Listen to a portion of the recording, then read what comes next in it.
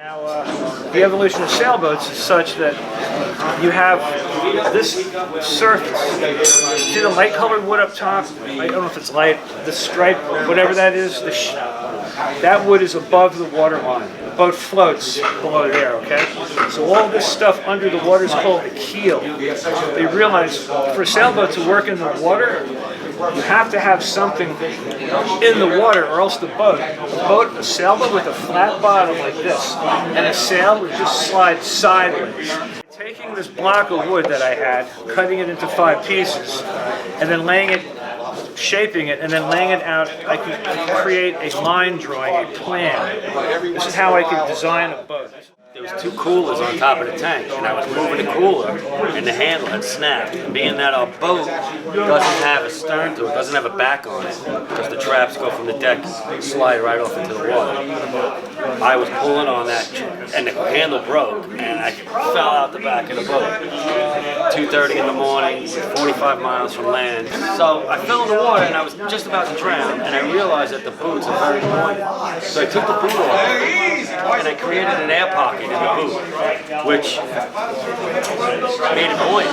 So then I put one boot under this arm, did again, I put another boot under this arm, and I had a make-believe life jacket. We live in a fishing community, and other fishermen have fell overboard and were never found.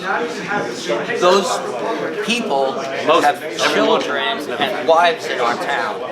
So it all of a sudden is embedded on these things that had happened to other people are now embedded in people's heads. So when John fell over and the word got out that he was lost out in the ocean, there was a fleet and a team of people that were interested in trying to find him and help find him.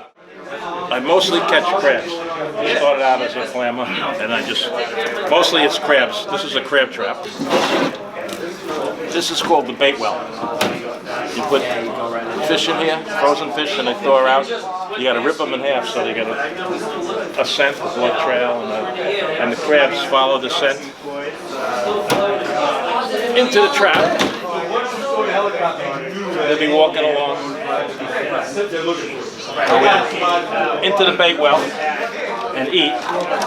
And once they're finished eating, right when the crabs get scared, they swim upward.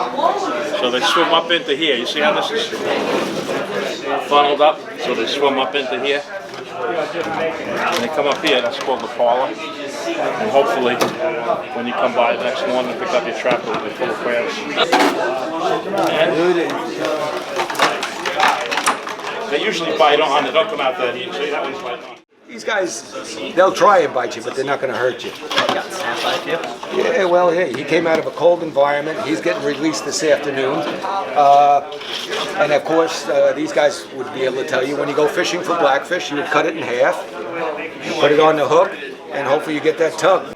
I have to fill out a form. It's called a VTR, a vessel trip report, where I fished, who I sold it to, the amount of fish I caught. And at first, I was like, this is too much. I got into this stuff not to do this, but it pays dividends. I send it out to Stony Brook, our DC, which is my governing agency, and to get your permits, to be able to go fishing commercially in New York State, you have to show your income comes from fishing, or it's called crustaceans, marine biota.